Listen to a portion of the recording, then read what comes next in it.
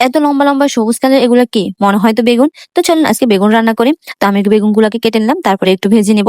যদিও আমাদের পাতিলটা একটু বেশি কালচে কালার হয়ে গেছে। কোনো সমস্যা না। এটা অনেক গুণের পাতিল। আমি আবারও বলি। তো একটু ভেজে নেব যাতে একটু স্মেলটা ভালো আসে। মানে যে কাঁচা একটা স্মেল থাকে ওটা চলে যায়। তো আমি সব ধরনের মসলা দিয়ে দিছি। এখন মাছের মাথা, লেজ সব কাটা বেছে তারপর দিয়ে দিছি। তো দেওয়ার পরে একটু ঘন হয়ে গেছে দেখছেন কতটা দেখতে কালার ভালো আসে। তো যদিও এই সবজিটা আমার একেবারেই অপছন্দের রান্না করা। তবে ভাজি করলে আমার কাছে খেতে ভালোই লাগে, মন্দ লাগে না।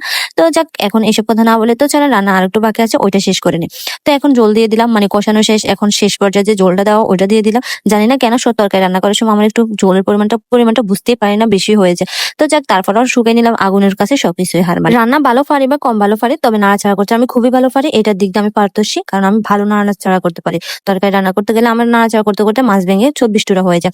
যাক এখন কথা বলতে বলতে রান্না করা শেষ। এবার চলো খেয়ে দেখে। যদিও আমি ঢেঁড়স তেমন একটা পছন্দ করি না, ভিডিওর খাতিরে একটু খেয়ে দেখাচ্ছি আর কি কেমন হয়েছে। তবে আমার মায়ের কাছে খুব ভালো লাগছে। উনি মাঝে মাঝে আমার প্রশংসা করে, তবে খুব বেশি একটা করে না রান্না করার সময়।